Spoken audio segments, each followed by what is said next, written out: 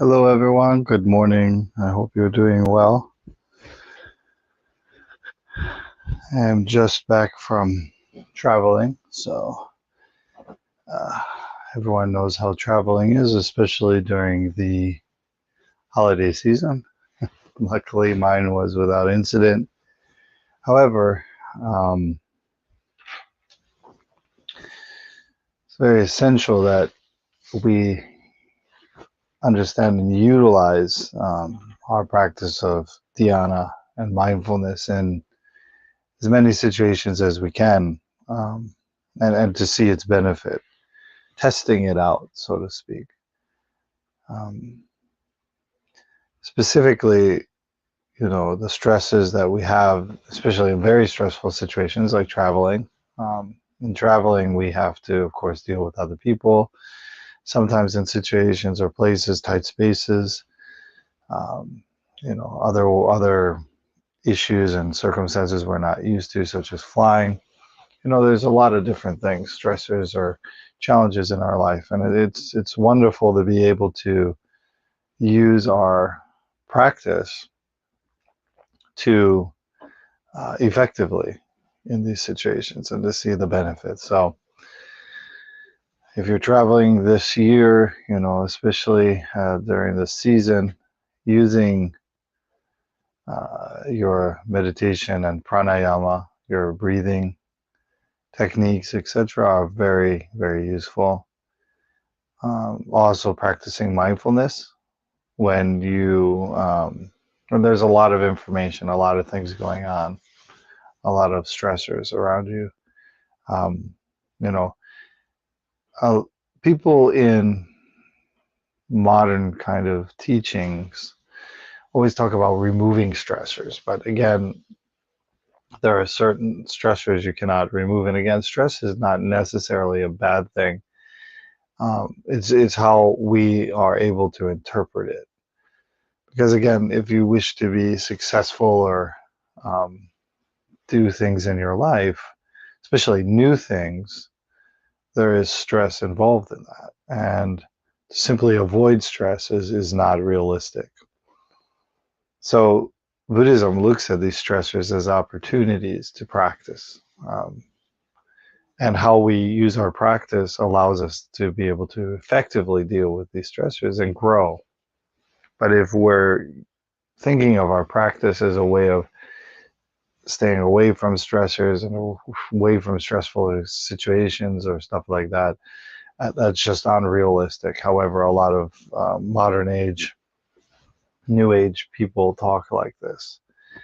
So Buddhism should be more based in realism, in the sense of, our mundane practices as well as our spiritual practices, they're all tied together as one. So in our tradition of Nichiren Buddhism, that's why we say, the Buddha explains that here is the world, the mud, which nourishes the lotus. So therefore, we don't call this world dirty. We call this world the place of endurance, that where we learn to see and recognize that this is the place of our practice. So therefore, we believe that this is the Pure Land, the land of great wealth and plenty and opportunity, etc. So it's a very big shift in perspective, but it's not just a mental shift.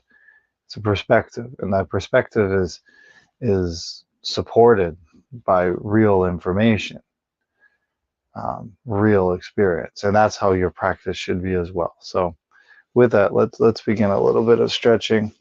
Sitting on the airplane that long and running around and waiting, hurry up and wait, can cause you to be very stiff. Plus, coming in late, I didn't have a lot of time to sleep, so only about 4 hours sleeping.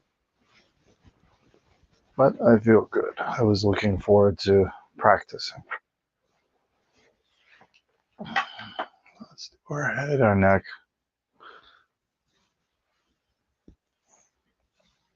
I don't know about you, but the neck is where a lot of my tension is. To our corner.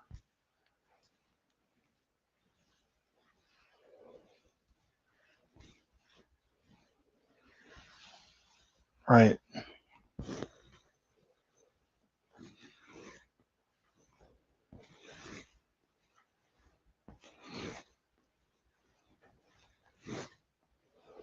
We're going to circle our head to the left. Again, moving our body, using our body, and relaxing. A lot of times, relaxing is not as easy as you think.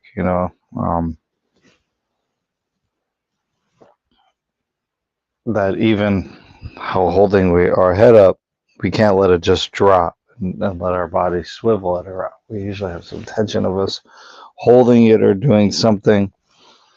Again, this yogic practice is to, again, integrate your breathing, the physical body, and your mind. Wonderful.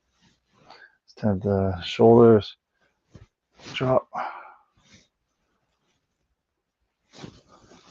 drop, good.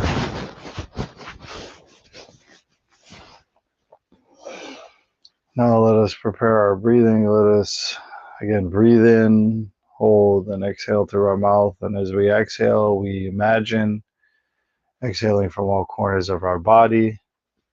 So let us breathe in and do this 3 times. Breathe in, hold, and exhale.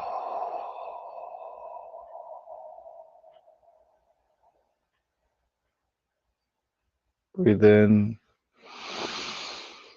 hold, and exhale.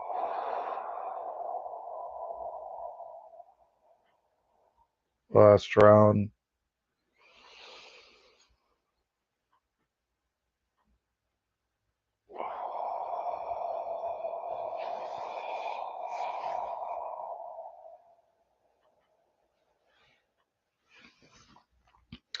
Wonderful. And again, now we're going to close our mouth, put our hands together in Hokai Join, close to our body, putting our ears above our shoulders, tucking in our chin, sitting up gently, closing our eyes enough to keep the light out. Okay. And we're going to breathe in and exhale with our nose. As we exhale, we use stopping. We can use our breath, but if you wish, you can use the Daimoku Namu Myoho Renge Kyo. Hold, breathe in, and exhale. So with the sound of the bell, let us enter into meditation.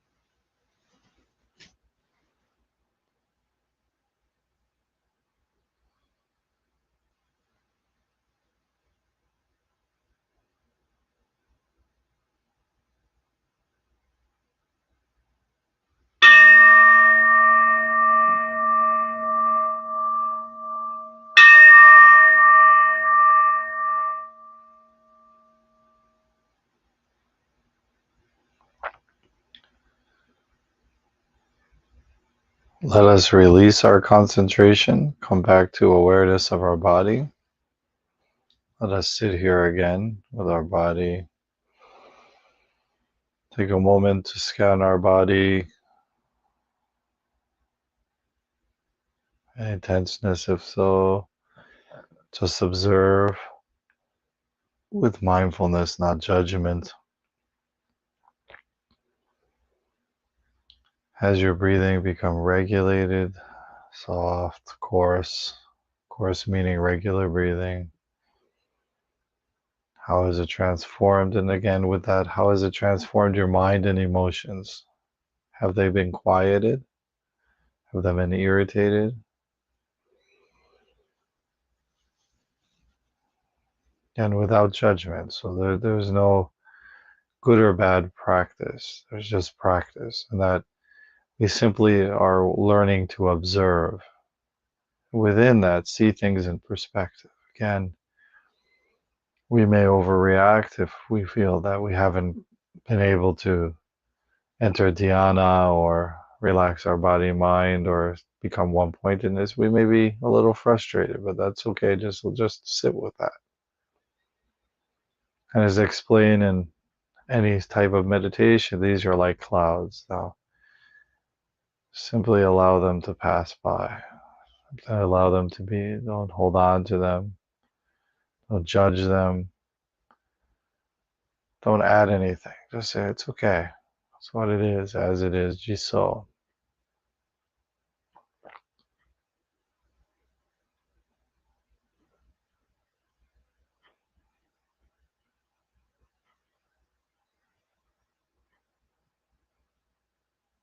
And another element, aspect of this is how does your body feel in relation to the environment, to the room? Does it feel peaceful?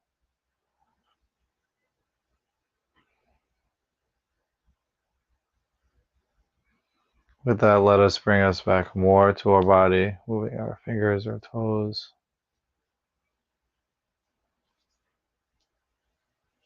Just move a little bit more, throwing our hands together.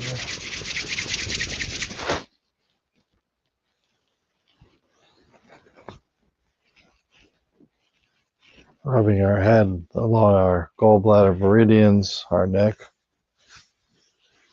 shoulder.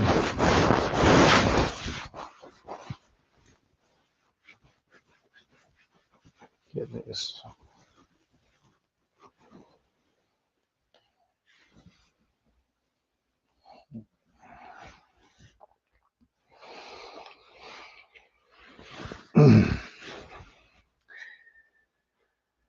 As we practice, we'll become more aware of what dhyana means and how to integrate it into our daily life. Because a lot of times I think people believe that meditation is such and such, and the result is such and such, even before they've practiced or had a consistent practice.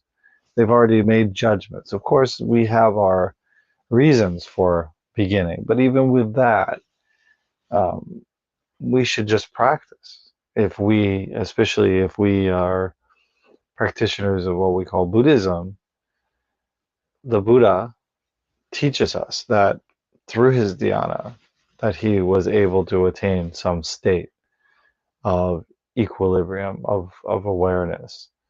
And that simply we practice in the same manner, with the same teachings to be able to come into that state. So even judging previous beforehand, I mean, people do that. That's why they want to practice. But in practicing and learning mindfulness based in dhyana, we can be able to even see our motivations and let them drop away one by one. And as they drop away one by one, we become more free, because these are also fetters. Because it's interesting, people have an idea, judge what meditation is before practicing or learning it. But we should keep in our mind the experiential nature of study and practice. Because a lot of times we've already made judgments instead of just enjoying the process. that goes for a lot of things in our life.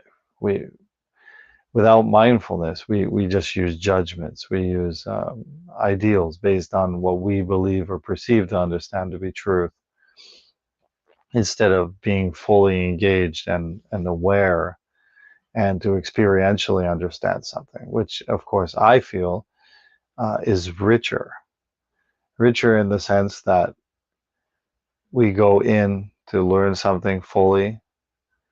We are able to integrate our natures into such, be perhaps more aware, be able to see finer details, be more able to integrate it quicker,